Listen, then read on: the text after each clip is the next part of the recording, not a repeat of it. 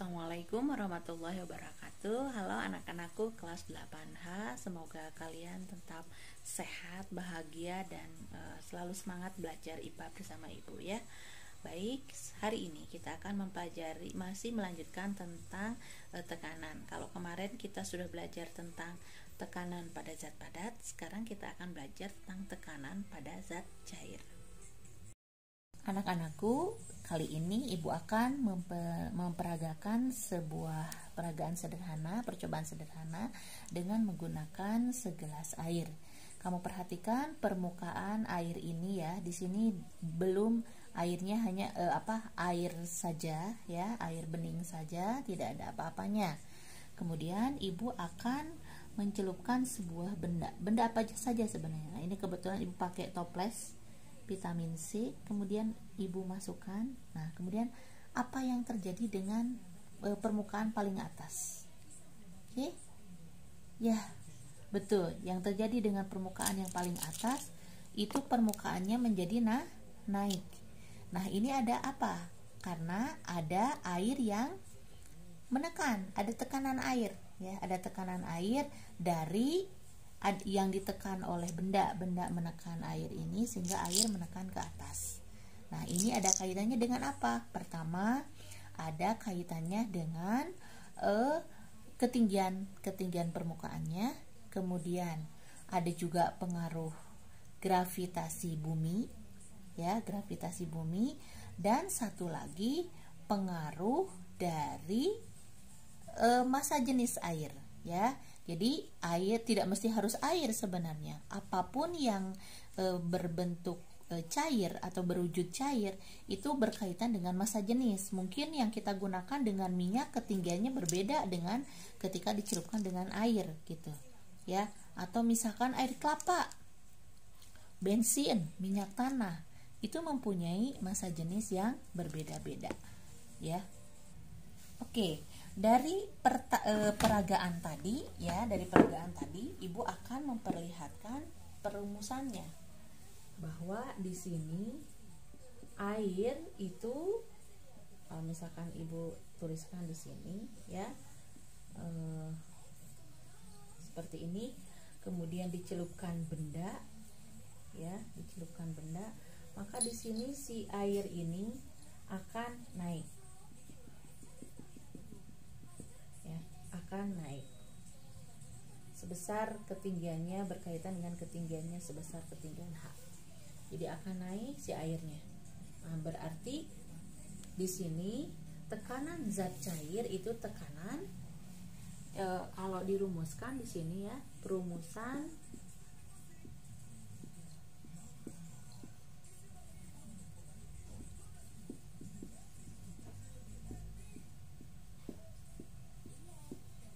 dirumuskan dengan di sini ada H, kemudian di sini ada massa jenis air, massa jenis zat cair, kemudian juga dipengaruhi oleh gravitasi. Sehingga di sini tekanan zat cair itu dirumuskan dengan P sama dengan Rho kali G kali H. Ya, kalau kemarin kan untuk tekanan zat padat itu F dibagi A, ya. Nah, sekarang P sama dengan Rho dikali G kali H. Keterangannya tadi kalau P udah tahu ya, P itu adalah tekanan. Dalam hal ini tekanan zat cair. Kalau atau sering kali kita menyebutnya juga tekanan hidrostatis.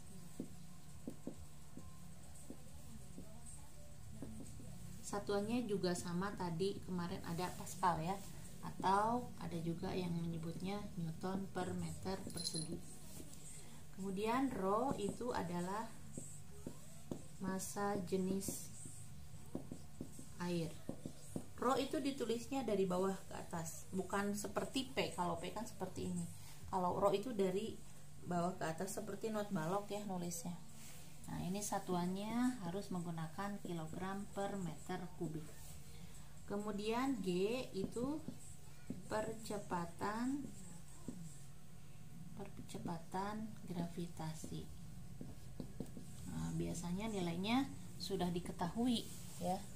Nilainya sudah diketahui, yaitu 10 meter per sekon kuadrat. Yang paling mudah dihitungnya nanti.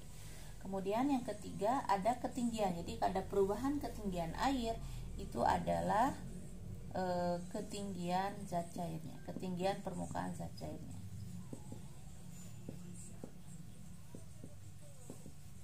Itu nilainya satuannya meter.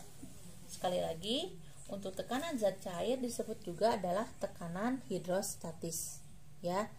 Perumusannya itu adalah P sama dengan Rho dikali G dikali H. P itu tekanan hidrostatis atau tekanan zat cair, satuannya bisa Pascal, bisa juga Newton per meter persegi. Kemudian untuk massa jenisnya bisa dilambangkan dengan Rho ya, satuannya kilogram per meter kubik. Kemudian ini percepatan gravitasi ya. Percepatan gravitasi untuk G ya. Satuannya sudah ditentukan sebesar 10 meter per sekon kuadrat. Dan satu lagi adalah ketinggian benda yang naik, yaitu sebesar dengan satuan meter.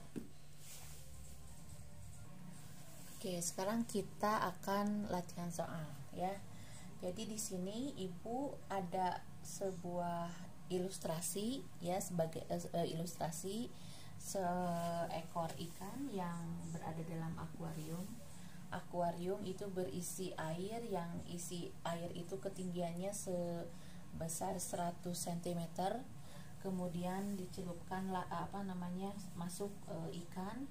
Ternyata si ikan itu posisinya dia menekan air sampai kedalaman 40 cm ya, 40 cm. Jika massa jenis airnya itu sendiri adalah 1000 kg per meter kubik ya, berapakah tekanan hidrostatisnya? Nah, di sini kita akan mengumpulkan dulu informasi ya, seperti biasa. Pertama yang diketahui adalah apa? Nah, ini kalau di sini lihat ada massa jenis ya, massa jenis itu berarti Rho air. Itu nilainya adalah 1000 kg per meter kubik. Yang kedua yang ada di sini, nah di sini kamu harus jeli melihatnya, bahwa di sini untuk ketinggian posisi ikan itu sendiri bukan ketinggian dari sini ke sini, tapi ketinggian kemampuan dia untuk bisa berada di dalam air ini terhadap permukaan. Sehingga di sini untuk ketinggiannya adalah 100 cm dikurangi 40, ya ini berapa? Ya, 60 cm. Nah, karena di sini harus yang tadi di keterangan tadi diminta ketinggian harus dalam satuan meter, berarti ini dijadikan ke meter dulu yang 60 cm-nya. 60 cm itu sama dengan 60 cm itu sama juga dengan 0,6 meter ya, 0,6 meter. Oke. Kemudian ada variabel yang sebenarnya sudah ada menjadi ketetapan, yaitu adalah G, yaitu percepatan gravitasi, yaitu 10 meter per sekon kuadrat. Nah, yang ditanyakan itu adalah apa yang ditanyakan? Yang ditanyakan adalah berapakah tekanan hidrostatisnya ya. Oke, sekarang kita jawab. Ini mudah saja, langsung dimasukkan angkanya ya, bahwa tekanan hidrostatis itu sama dengan Rho dikali G dikali H. Berarti P itu sama dengan Rho nya berapa? 1000. Kemudian ketinggiannya 0,6 dan G nya 10. Ini 10 kali 0,6 sama dengan 6 ya, 6 dikali 1000 jadi 6000 Newton per meter persegi, atau 6000 Pascal. Oke? Bisa dipahami ya? Kalau tidak mengerti, boleh kalian nanti ditanyakan, karena setelah penjelasan ini dan setelah kita berdiskusi tentang tekanan hidrostatis ini, Ibu akan memberikan kuis. Siap ya? Assalamualaikum warahmatullahi wabarakatuh.